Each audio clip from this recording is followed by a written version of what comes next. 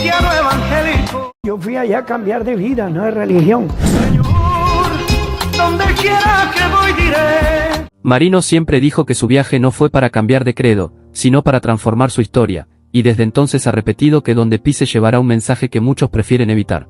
En medio de escenarios, templos y ciudades enteras que corean su nombre, su voz se ha convertido en un eco incómodo para quienes temen que todo examen empiece en casa.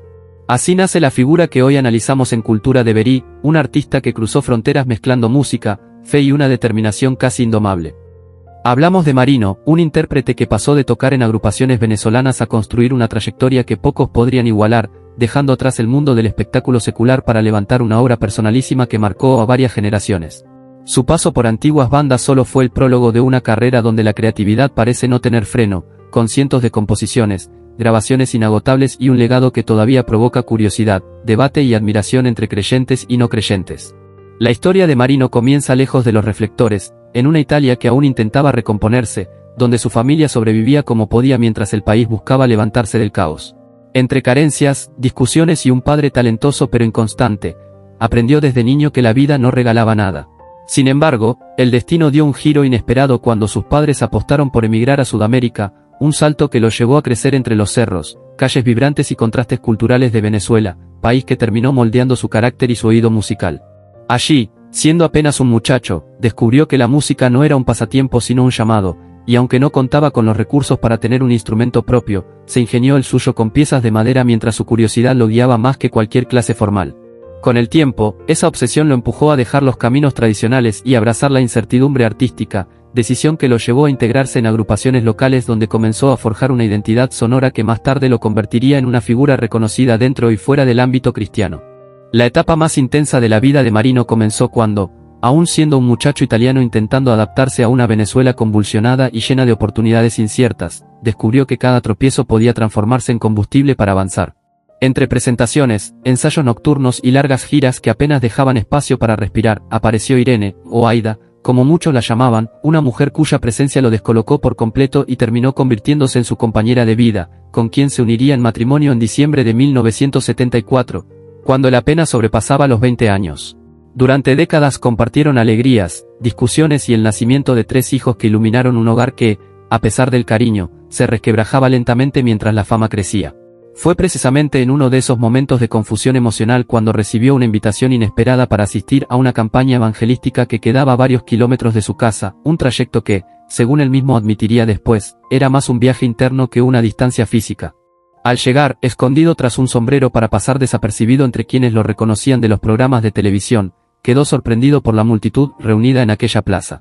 No esperaba sentirse tocado por algo tan profundo, pero cuando el predicador extendió su llamado, sintió un impulso que no supo explicar, bajó sin pensarlo, dominado por la certeza de que ninguna de las personas que lo rodeaban estaría allí para rescatarlo en un momento crítico, y que solo una fuerza mayor podría sostenerlo cuando la vida se quebrara por completo.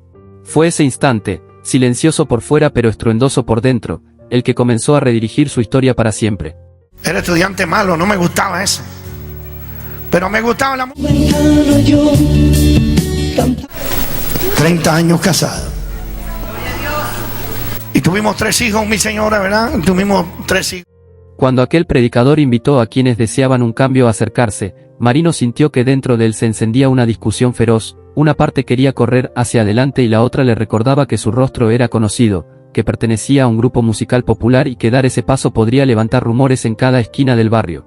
Aún así, decidió ignorar el orgullo que lo frenaba y se abrió camino entre la multitud, convencido de que, si no aprovechaba ese instante, seguiría arrastrando la misma vida rota que lo perseguía desde hacía años. Para su sorpresa, nadie pareció reconocerlo ni prestarle atención, la oración se hizo sin mirarlo siquiera, lo que lo dejó confundido, casi frustrado, como si hubiese esperado una señal espectacular que nunca llegó.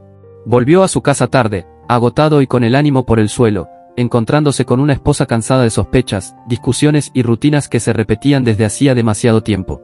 Cuando le confesó que había decidido entregarse a Dios, ella reaccionó con frialdad, pensando que se trataba de otra de sus ideas pasajeras.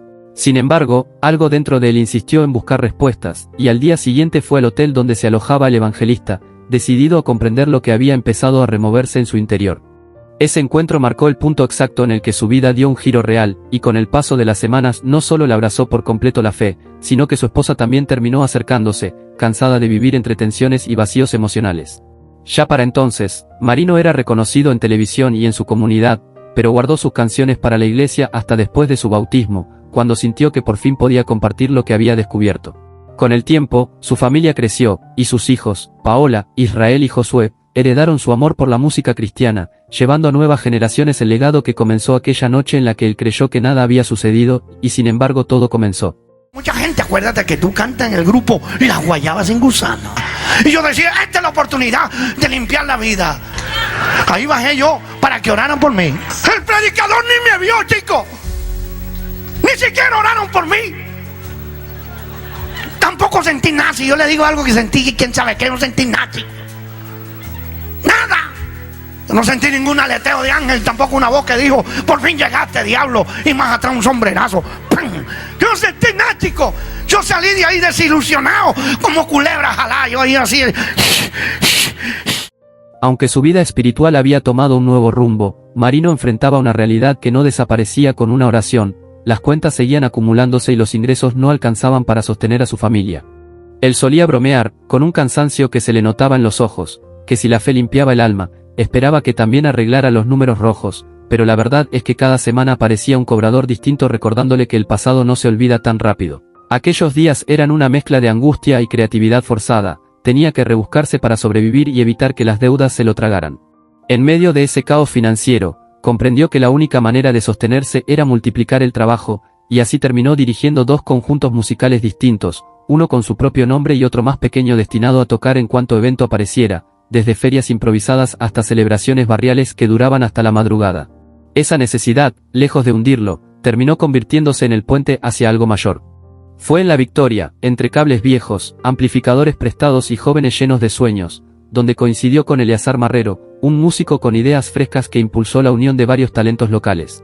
De esa chispa nació en 1968 una agrupación moderna que llamó la atención por su energía y su sonido diferente, pero el verdadero salto llegó 2 años después, cuando participaron en un festival para artistas emergentes y sorprendieron a todos interpretando una pieza compuesta por el propio Marino.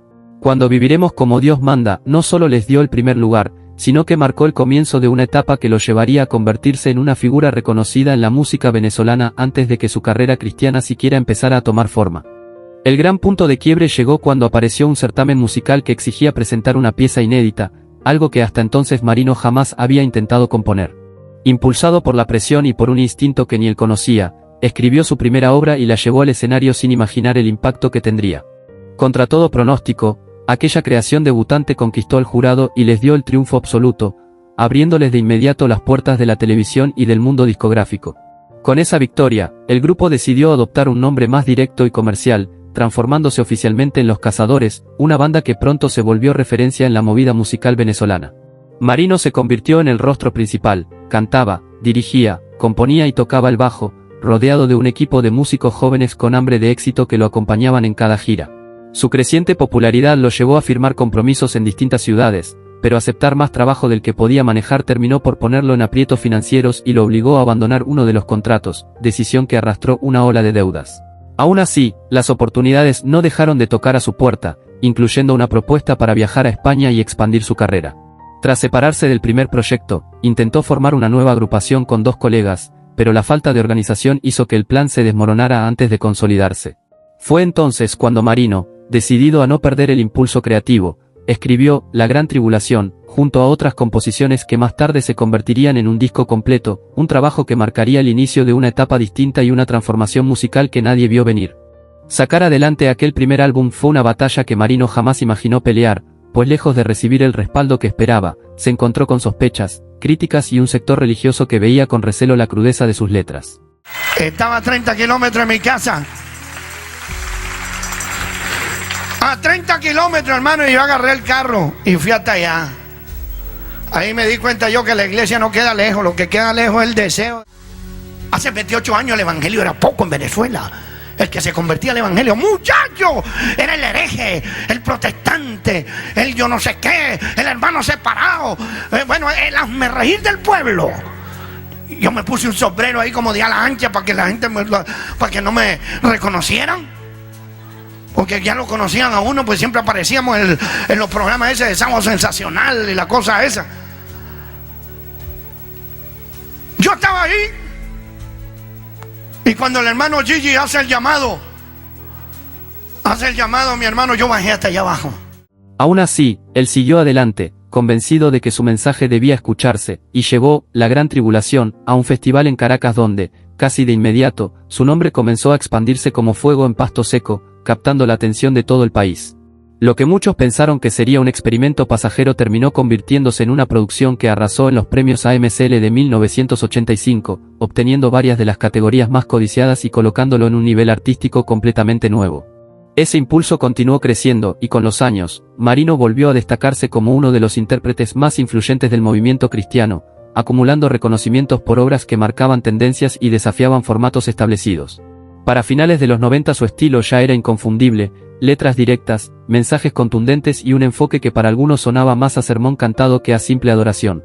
Y es que, según él mismo confesó en distintas ocasiones, muchas de esas canciones nacieron de una sensación interior que describía casi como dictado espiritual. Temas como Yo soy pecador y más tarde, Qué bueno es el Señor reforzaron esa percepción. Ya consolidado, trabajó junto a su hijo Josué en una producción titulada Mi amigo Jesús, que también recibió importantes reconocimientos a nivel internacional. Incluso años después, otros artistas reinterpretaron sus composiciones, como ocurrió en República Dominicana con una versión vibrante de Muchos cambios en el mundo, demostrando que su influencia se extendía mucho más allá de cualquier frontera denominacional o geográfica. Sé que cuando uno se entregaba al Señor, lo primero que Dios hacía era pagarle las deudas. Pero no fue así, hermano. Parece ser que el diablo habló con todos los cobradores y dice, vayan todos a él y mátenlo. Chacho, pues yo debía, como dicen por ahí, yo le debía a cada santo una vela. Ya casi cavaba un túnel para pasar al centro de la ciudad, pues no hallaba por dónde pasar, pues le debía a todo el mundo. Y hermano, se cerraron todas las puertas. Y el diablo me trajo todos los cobradores que tenía habidos y por haber. Durante años circularon comentarios que aseguraban que Marino se había molestado al escuchar una interpretación no autorizada de una de sus canciones, pero él mismo desmintió esa historia al aclarar que nunca vio mala intención en quienes retomaron su obra y que, por el contrario, consideraba muchos de esos gestos como homenajes espontáneos. Con el tiempo, varios artistas comenzaron a reinterpretar su música desde otros géneros. En 2016 surgió una versión rap de La Gran Tribulación, en la que los intérpretes no solo respetaron la esencia del tema, sino que también acreditaron su trabajo, demostrando la influencia que Marino había dejado en nuevas generaciones. Años después, compositores como Manuel Frías adoptaron su estilo característico para rendirle tributo, recreando elementos musicales que recordaban sus producciones de los 90 sin perder identidad propia. Ya asentado en Estados Unidos, Marino también encontró una nueva forma de conectar con la gente mediante transmisiones en vivo que realizaba junto a su familia, donde compartían reflexiones y destinaban las donaciones a apoyar a hogares vulnerables. Actualmente continúa activo en redes, ofreciendo mensajes y música cada semana desde su página oficial, mientras ejerce su labor pastoral en una congregación donde muchos fieles lo siguen no solo por su carrera artística, sino por la autenticidad de su testimonio. Así se resume el recorrido de un hombre que transformó dificultades en propósito y que dejó una huella profunda en la música cristiana. Si te inspiran estas historias y deseas conocer a otros artistas que han marcado este género, te invitamos a suscribirte, comentar y compartir para que sigamos construyendo juntos este espacio.